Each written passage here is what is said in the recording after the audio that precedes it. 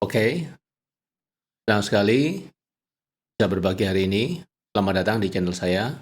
Saya Devan, dan di channel ini teman-teman akan selalu mendapatkan ide-ide dan potensi diri, dan ide-ide bisnis, dan ide-ide untuk meningkatkan kualitas hidup. Dan hari ini saya akan sharing sebuah ide bagaimana jadi seorang entrepreneur yang otentik, bukan cuman ATM yang amati, tiru, dan oke, yuk kita mulai. Nah, seringkali kita mendengarkan tips-tips dari, ya, seorang mentor bisnis mungkin ketika mengajari kita bagaimana kita bisa memulai sebuah bisnis, dan biasanya adalah dengan kata ATM, amati, tiru, kasih. Dan hal ini tidak salah, ini hal yang sama yang saya lakukan. Jadi, hal yang paling sederhana, karena sebetulnya kalau kita mau betul-betul melihat di keseharian hidup atau melihat perilaku dari pengusaha-pengusaha terdahulu yang membuka toko ataupun yang berbisnis sehingga akhirnya besar tanpa modal edukasi pendidikan di sebuah sekolah atau perguruan bisnis, mereka melakukan hal yang serupa. Mereka biasanya juga mengamati, meniru, dan melakukan modifikasi selama perjalanannya. Dan ini menjadi sebuah journey untuk pengusaha-pengusaha yang istilahnya otodidak, yang belajarnya mungkin tanpa teks, tanpa harus ikut sekolah entrepreneurship gitu ya, yang mendidik mereka. Dan sah-sah saja, dan banyak yang berhasil juga. Namun kali ini yang saya ingin angkat adalah satu topik tentang authenticity, yaitu keautentikan seorang entrepreneur ketika dia memulai bisnis.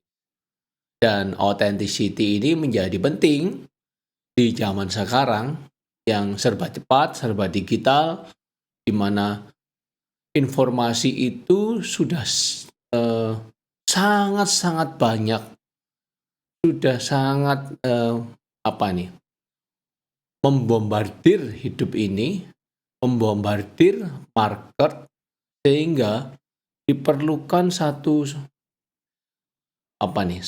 kejelasan atau positioning bisnis yang satu dengan yang lain yang harus terlihat, dan ini menjadi isu.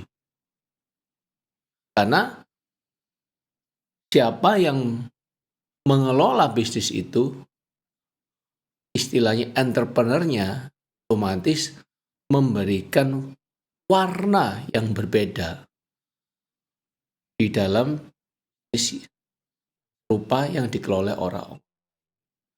Ini menjadi isu yang penting. Lalu bagaimana nih? Gampangnya deh mengenai authenticity dalam bisnis.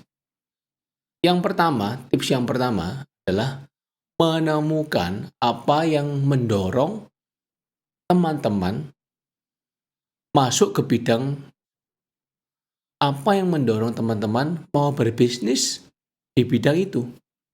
Tanyakan ke dalam diri teman-teman sebagai pengusahanya. Apa yang membuat saya masuk ke. Jangan muncul dengan satu statement begini nanti. Oh ya, karena saya ingin kaya gitu ya. Oke lah, ingin kaya itu one thing gitu. Ini tujuan sifatnya. Sesuatu yang result. Tapi yang perlu ditanyakan adalah apa sebetulnya yang mendorong teman-teman berbisnis ini. Bisa-bisa ya saya pengen nyamain tangga saya lihat tren, bisa-bisa seperti itu. lagi tren kopi, saya ikutan. Atau ya saya sekedar senang aja dengan barangnya. Hmm, baik. Dari jawaban-jawaban itu, temukan sesuatu yang sifatnya bagian dari diri teman-teman. Iya ya, sebetulnya apa yang sedang saya ingin alami ketika saya berbisnis. Atau seandainya saya bisa mendefinisikan diri saya sebagai benda, benda apa itu? Atau hal apa itu? Sebagai contoh nih, hmm, karena saya melihat diri saya ini sebagai kalau benda nih atau hal nih, saya ngelihatnya ini kayak saya ini knowledge gitu. Baik. Dia melihat dirinya sebagai salah satu saluran knowledge, saluran pengetahuan. Maka dia berbisnis di e-learning, dia berinvestasi learning. Ini yang disebut ya bagian dari authenticity itu. Jadi ada bagian diri yang masuk ke dalam bisnisnya. Ini yang membuat itu kenapa? Kalau memang itu adalah dirinya, tentu pasti entrepreneur itu akan mengelola bisnisnya dengan secara sungguh-sungguh, secara passionate, secara memang dirinya ada di situ. Ini yang membedakan. Jadi temukan hal-hal yang mendorong teman-teman berbisnis di bidang tersebut. Jadi one thing, satu tipsnya.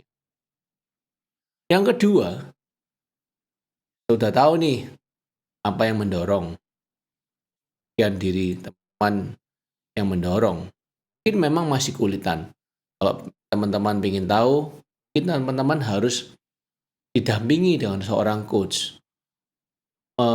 Mempunyai teman berpikir, co-foundernya menjadi teman berpikir untuk menggali sebetulnya apa yang mendorong mereka berdua terjun di bisnis.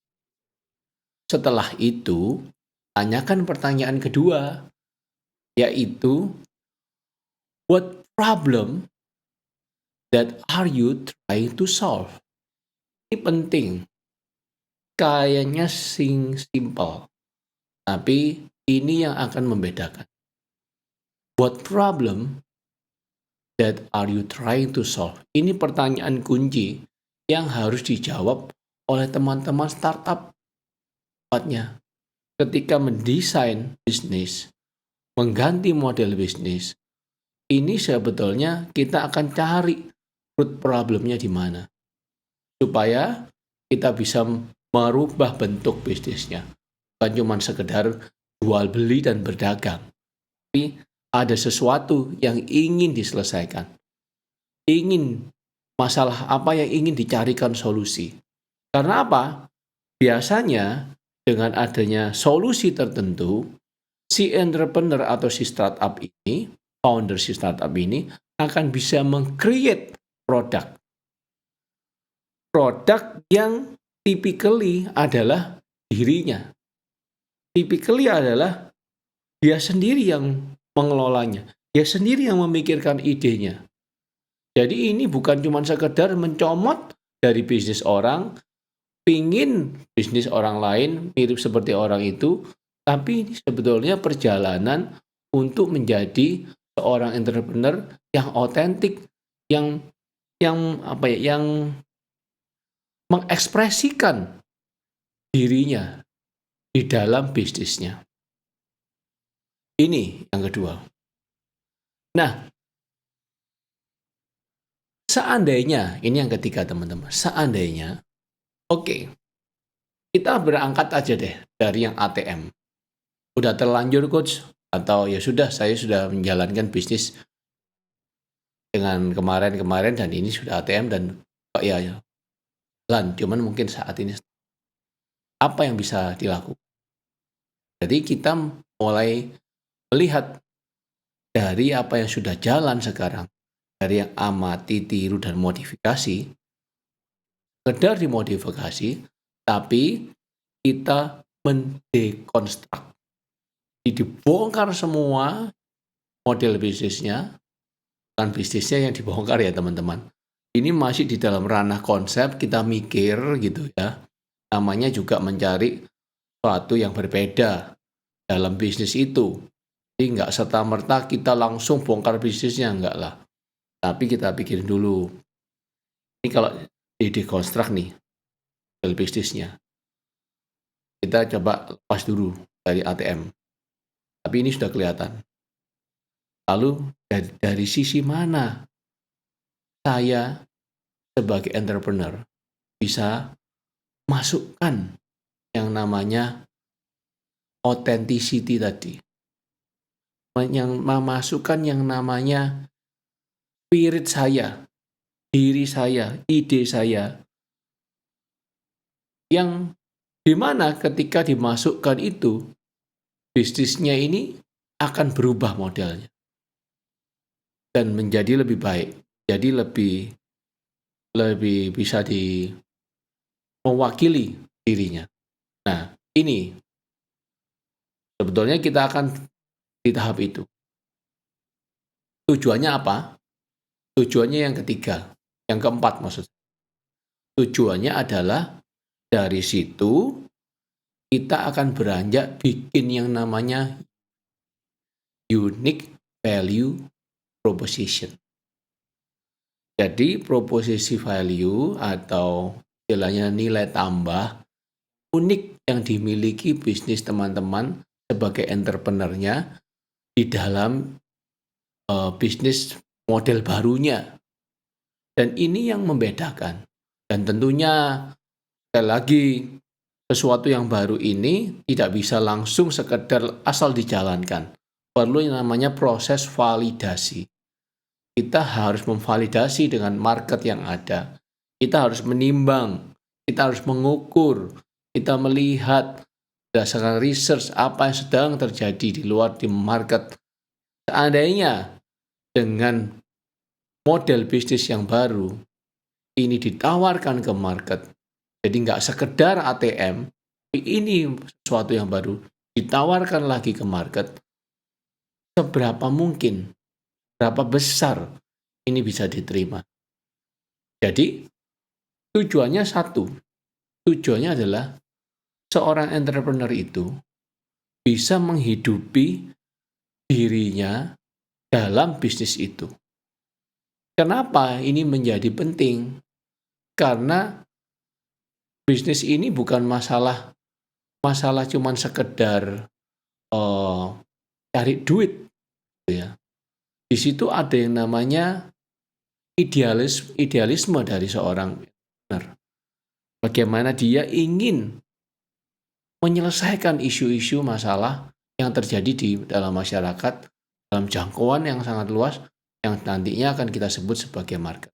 Dan ini model bisnis yang bisa dikatakan cara berpikir sebagai seorang startup. Bukan sesuatu yang typical old school gitu ya. Yang mungkin dulu di zaman saya, ini diajarin nih pokoknya cari duit yang banyak, yang buka usaha, lalu gampang-gampangnya gini, kalau di dalam satu jalan, dan di situ nggak ada toko listrik, ya udah kita buka toko listrik. Ada kemungkinan lebih besar orang cari listrik, alat-alat listrik di situ, gitu ya, karena ini sudah di satu jalan. Ini bukan cuma sekedar seperti itu sebetulnya, teman. Jadi, journey entrepreneurial itu totally lebih challenging daripada cuma sekedar cari uang. Tapi lebih bisa memberikan dampak yang besar untuk merubah masyarakat dan bangsa. Dan menyelesaikan banyak isu-isu yang terjadi Oleh karena itu, saya selalu senang bisa berbagi di channel ini untuk teman-teman yang masih muda yang masih ingin memulai journey sebagai entrepreneur. Dan berharap dari channel-channel saya ini, dari segmen-segmen yang saya Ceritakan teman-teman mendapatkan manfaat. Sekian hari ini sharing saya, sampai ketemu di segmen selanjutnya. Salam.